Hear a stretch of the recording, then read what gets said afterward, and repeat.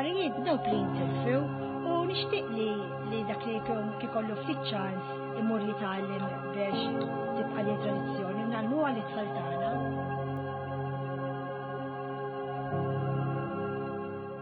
Għaddit sena minn meta fuq Facebook twaqfet il-paġna bl-isem The People of Malta, paġna li attirat l-attenzjoni ta' bosta, b'ritratti ta' Maltin meħuda fi bliet u rħula differenti kemm f'Malta u kif ukoll f'Għawdex. Iltqajna ma' Rodrik Vella u Stephen Buħaġar, il-moħħ wara dan il-proġett. Kollox beda mill-imħabba ta' Vella u Buħaġar lejn il-fotografija. Iħobbu wkoll jisimgħu l-ħsibijiet tan-nies filwaqt li jistudjaw l-imġiba tagħhom. Amalgamaw dan kollha flimkien fi proġett li għandu lan li ta' kuljum joħroġ l-awtentiċità u l-karattru tal-Maltin. Iżda għaliex The People of Malta? Jispjega Stephen Buħaġar. Għaliex The People of Malta għaddeċidejna mmorru għat-titlu bl-Ingliż għaliex irridu nkunu biex ngħidu hekk miftuħin mhux biss għall-Maltin biss imma anke għal persuni internazzjonali. Fil-fatt ħafna barranin isegwuna anke dawk li telqu minn Malta u qegħdin jgħixu l-Awstralja, l-Kanada, l-Amerika. U fil-fatt anki dal-aħħar iddeċidejna illi il-kwotazzjoni li jgħidilna l-persuna nagħmluha wkoll bl-Ingliż. Lan tal-paġna hu li jinżamm ħaj l-element tal-lingwa, tradizzjonijiet, kultura u valuri Maltin.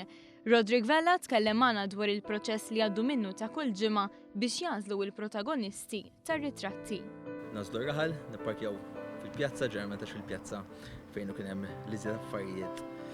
L-iktar nies u l-iktar affarijiet attivi ġewwa dak ir-raħal jew ġewwa dik il-belt ġeneralment induru u nies li joqtuna, ġifier aħna mexjin ġeneralment ngħidu dak laqatna jew dik laqtitna.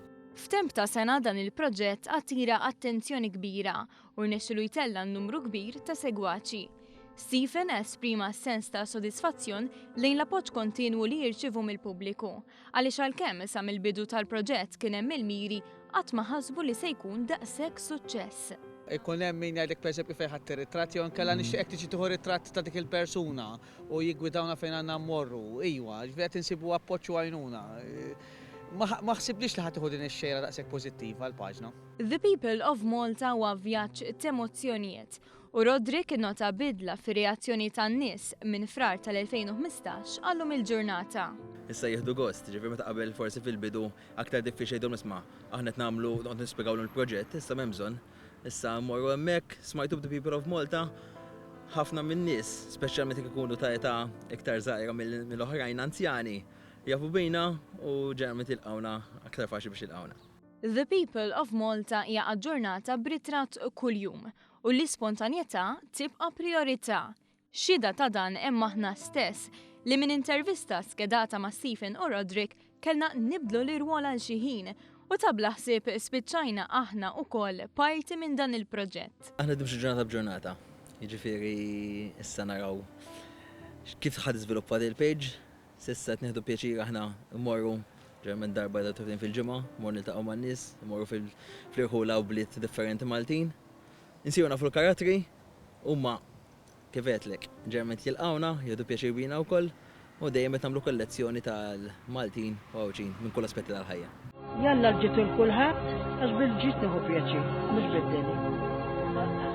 Jalla l-kulħadd il-bambini